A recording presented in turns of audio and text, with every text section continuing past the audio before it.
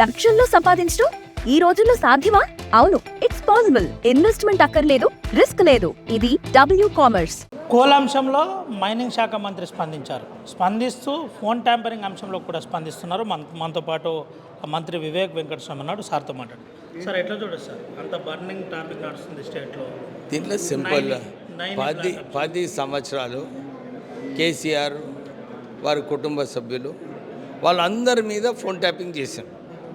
వాళ్ళ హరీష్ సత్యమణి మీద, కవిత మీద, కవిత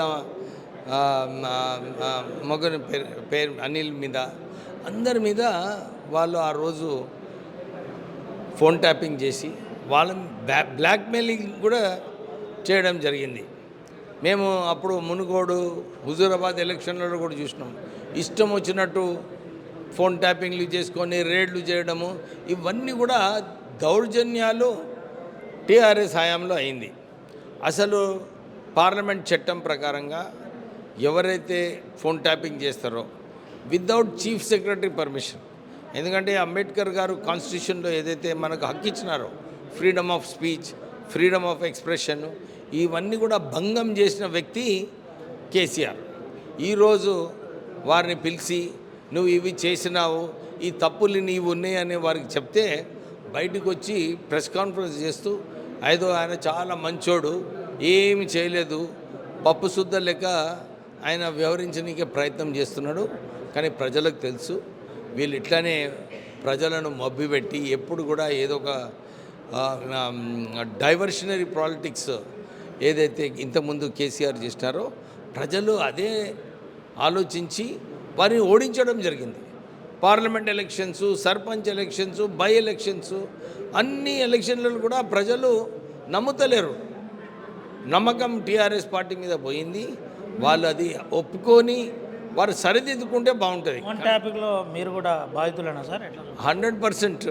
మీరు స్టోర్ క్రియేట్ చేసి లింక్ లేదా క్యూఆర్ ని షేర్ చేస్తారు. కస్టమర్ ఆర్డర్ ప్లేస్ చేస్తారు. డెలివరీ, రిటర్న్స్, రిఫండ్స్ అన్ని ప్లాట్ఫామ్ హ్యాండిల్ చేస్తుంది.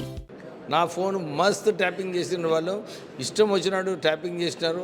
ఇష్టం వచ్చినట్టు నాకు అప్పుడు వారు వ్యతిరేకంగా చేస్తున్నామని చెప్పి మా ఫ్యాక్టరీ బంద్ చేసినారు. పటంచెరులో నోటీస్ ఇచ్చి అది మూత పడేసినారు. V6 వెలుగు ఛానల్ని కూడా బ్యాన్ చేసినారు. ఇవి అన్నీ మర్చిపోతున్నారు. ఇవాళ మేము ప్రతిపక్షాలు ఉన్నప్పుడు అధికారం వ్యతిరేకంగా చేస్తాము అని చెప్పి ఏదైతే ఆలోచన ఉందో వాళ్ళు అది ఆలోచించాలి. నైని బ్లాక్ మీద వచ్చే, బొగ్గు బ్లాక్ మీద వచ్చే ఆరోపణలు, బీఆర్ఎస్ చేసే ఆరోపణల మీద మీరు ఏం చెప్తారు సార్?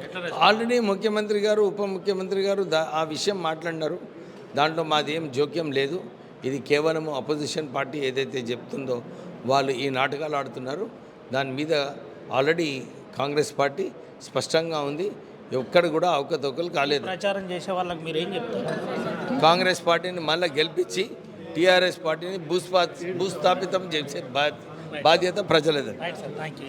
ఇది పరిస్థితి. కాంగ్రెస్ పార్టీని మళ్ళీ గెలిపించాలి, ఇటు బీఆర్ఎస్ పార్టీని భూస్థాపితం చేయాలని చెబుతూ ఇదంతా కూడా కావాలని బీఆర్ఎస్ వాళ్ళు డైవర్షన్ పాలిటిక్స్ చేస్తున్నాడు.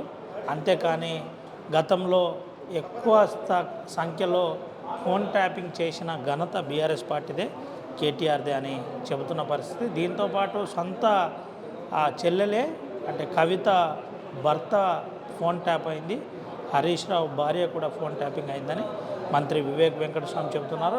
దీంతోపాటు నేను కూడా బాధితునని చెబుతున్న పరిస్థితి. నైని బ్లాక్లో ఎక్కడ అక్రమాలు జరగలేదని నేరుగా ఉప ముఖ్యమంత్రి చెప్పారని ఆర్టీవీతో ఎక్స్క్లూజివ్గా మైనింగ్ శాఖ మంత్రి వివేక్ వెంకటస్వామి మాట్లాడారు. స్వంత రవినాయక్, ఆర్టీవీ, ఆదిలాబాద్.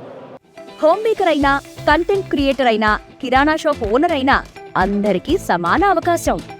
భారతదేశం మొత్తం మీద దాదాపు 25,000 మందికి పైగా డబ్ల్యూ కామర్స్ తో స్టోర్స్ నడుపుతున్నారు. Visit www.wcommerce.store